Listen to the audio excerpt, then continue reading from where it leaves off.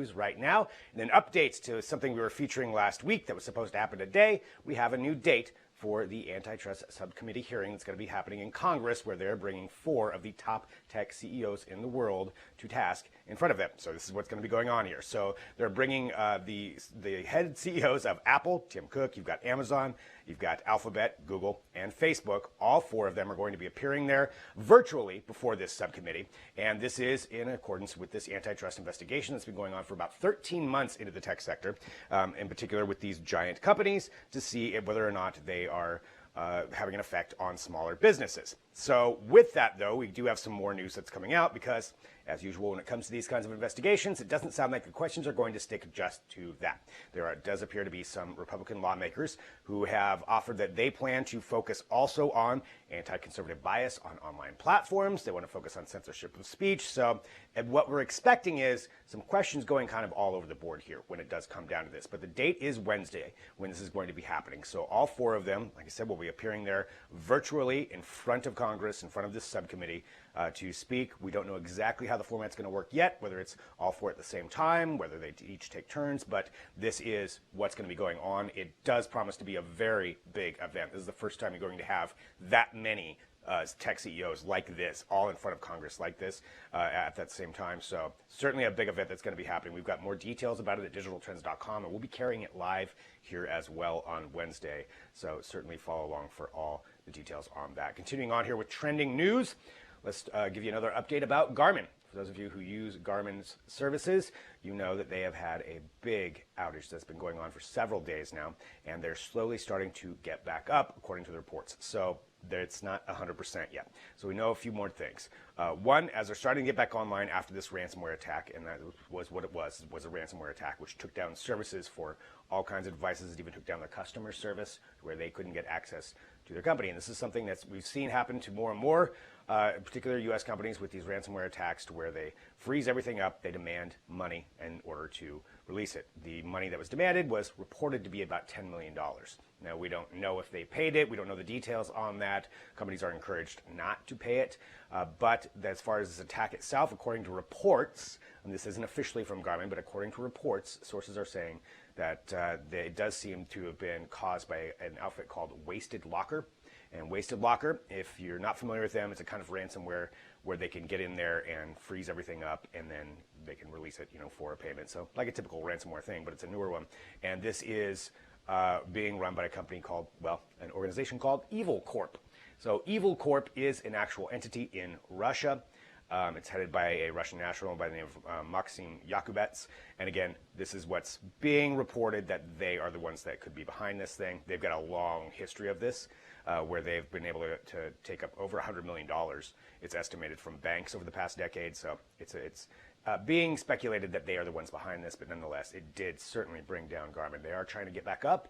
As they slowly do make it back on there, we'll keep you up to date at digitaltrends.com, letting you know what some of the details are. But again, those are the reports of what happened to them. So a ransomware attack happening to Garmin.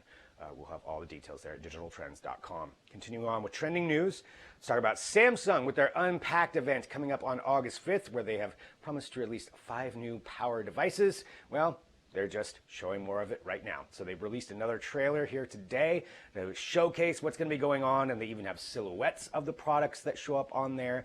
It's using that Mystic Copper, that color that they're talking about. It's got, again, teasing the fact that they're going to be releasing the new Galaxy Note 20, which we already know, the regular and the Ultra versions, a Galaxy Fold 2, which has been highly anticipated, a Galaxy Watch, the Galaxy Buds Plus, and a Galaxy Tab S7. And S7 Plus tablets. So it's going to be one of across that board. How they're going to do it, we don't know. They did tease that they're going to be there at Digital City, which is Samsung's headquarters. So maybe they'll have something special for that. Usually these events are taking place in San Francisco or New York. So certainly going to be a different performance, obviously, since everything is now done remotely and virtually.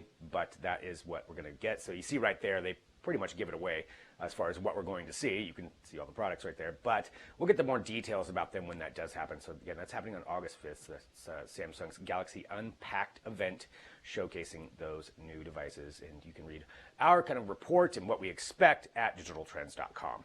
Continuing on with trending news, let's talk about Netflix capitalizing on the popularity of one of their shows, and that is The Witcher.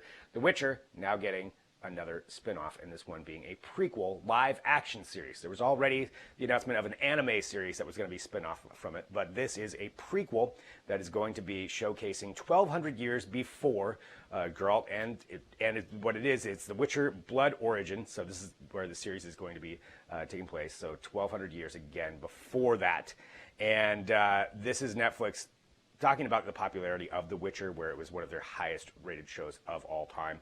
So it's going to be a 6-part live action spin-off. And again, we don't, of course, know when this is going to be able to come to fruition, as shooting schedules are completely different right now. But that is what we're going to be seeing. So a spin-off taking place 1,200 years before from Netflix for The Witcher Blood Origin. So follow along with the details there. As we get more, we'll have those at digitaltrends.com. Continuing on with trending news, talking about something that was supposed to be happening this year, much like many other products. There were a lot of delays that are going on, but now we do have a new date for Rivian. Now, this is the electric pickup that was supposed to be coming out already this year, but now we've got a date where it's going to be summer 2021. Now, the Rivian's pretty highly anticipated. They are entering into this market with the backing of Amazon and Ford, both companies that started to investing in them. They're considered to be a competitor maybe with Tesla for the Cybertruck, although the Rivian pickup doesn't look quite as futuristic as the, futuristic or quite as unique as the Tesla Cybertruck, we'll say that.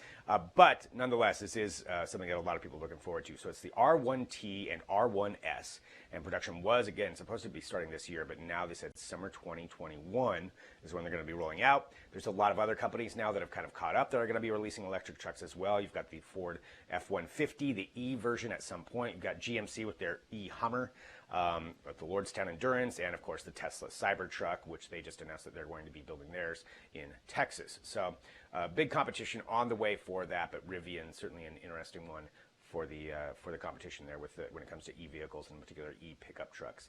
So Rivian now announcing that summer 2021 is when you'll be able to get your hands on one of those.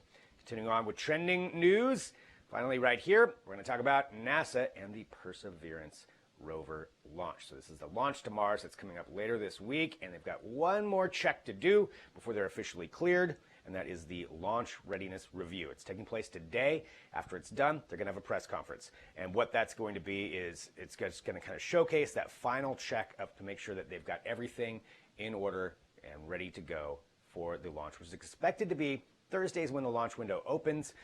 We don't know exactly, if something could change with this, like most launches, if you follow up those, sometimes weather could have an effect, but that is when we're anticipating it. And we'll also have Georgina Torbett here shortly to walk through a lot more details about what's going to be happening during that launch, but definitely an exciting time for NASA and for anybody who's a space enthusiast. So again, they're going through that final launch readiness test today. All right, let's go ahead and